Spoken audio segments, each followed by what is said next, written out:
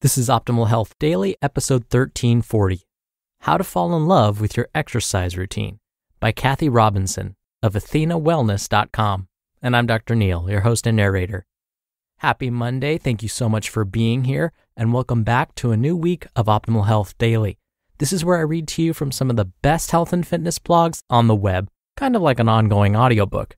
And we have a bunch of shows in our network covering a bunch of different topics. Check them all out by searching for Optimal Living Daily wherever you're hearing this. And with that, let's keep this intro nice and short and get right to the post as we optimize your life. How to Fall in Love with Your Exercise Routine by Kathy Robinson of AthenaWellness.com. I'm going to let you off the hook right up front. You can stop doing the exercise you dread. If you want to stay healthy and fit as you age and get between the recommended 150 and 300 minutes of movement per week, I've got great news. There's lots of ways to do it and have fun in the process. The key is to get that first 2.5 hours in each week. There are additional benefits of getting more, but those first 150 minutes are essential. Regular movement has been shown to boost mood, sharpen focus, reduce stress, increase energy levels, reduce body fat, reduce the risk of disease, and improve sleep. Despite all the benefits, it can be difficult to stick to an exercise program. Forcing yourself to do exercises you don't enjoy will only last so long before your willpower gets depleted. Conversely, if your view of exercise is something that can release stress and be pleasurable, you'll be more likely to do it.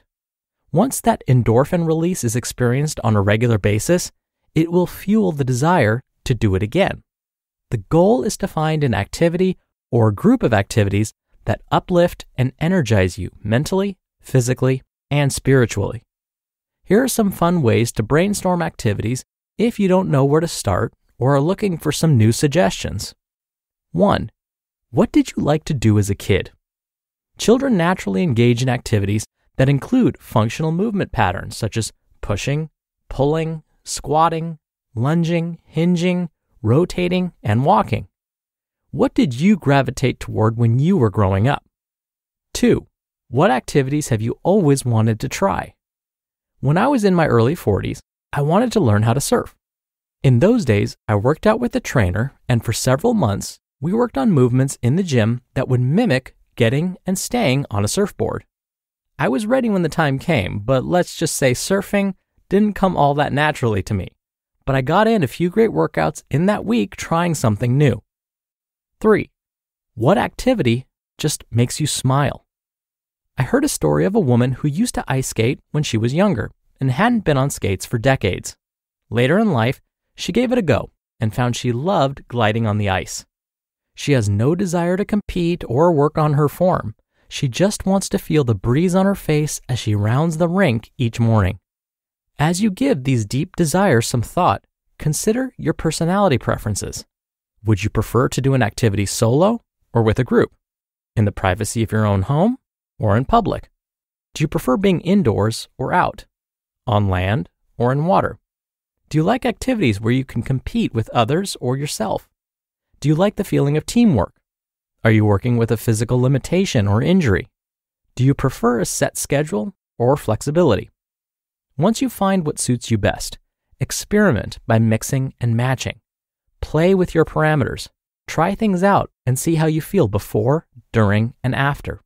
If it's not a great fit, move on to something else. Just keep moving. To further elevate your level of enjoyment, here are a few things that can increase your feel-good vibes and keep you motivated. 1. Connect with your why. Remind yourself why you're doing this in the first place. I believe keeping well is all about being able to do the things that light you up with the people you love. Keeping my body healthy and strong simply allows me to enjoy life. 2.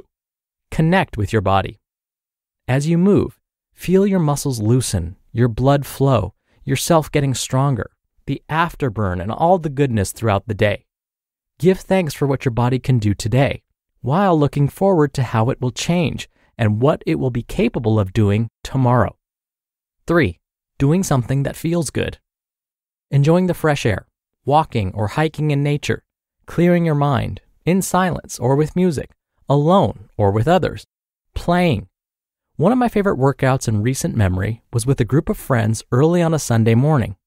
We carried some equipment to a nearby empty playground and set up a circuit using the monkey bars and other structures, and had a great workout with some resistance bands and kettlebells. 4. Try something new. A new sport or activity, a virtual race or challenge, an event for charity. In recent years, charity events have been great motivators and have pushed my limits, whether it was learning how to road cycle or running speed intervals to train for a 10K event. And 5, practice self-compassion. Give yourself the grace to accept where you are today, enjoy the changes you're making, acknowledge the challenges, and celebrate the progress. Movement is a lifelong commitment. There will be days you crush it, and there will be days when you don't.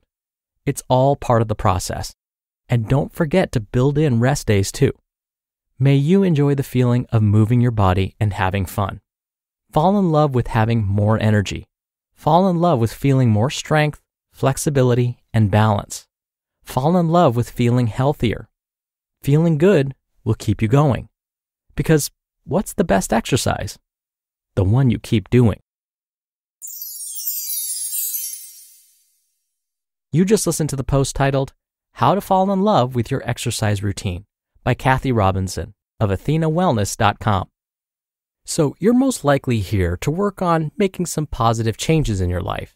And making changes is what Inside Tracker is all about.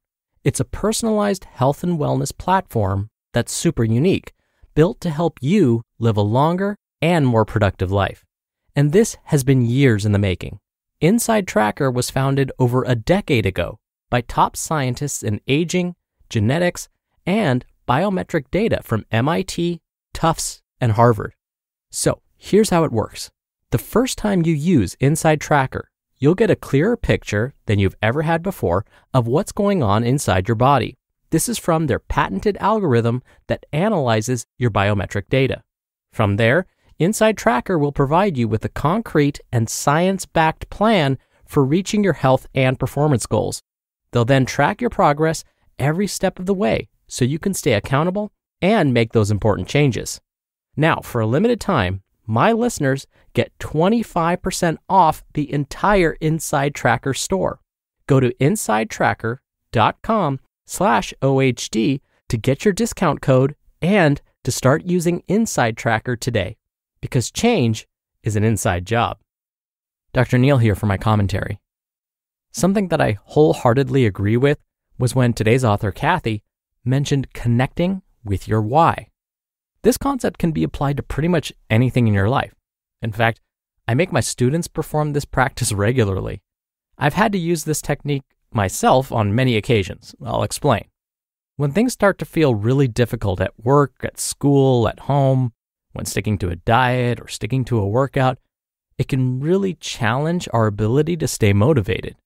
For my students, this happens around the 12th week of the semester.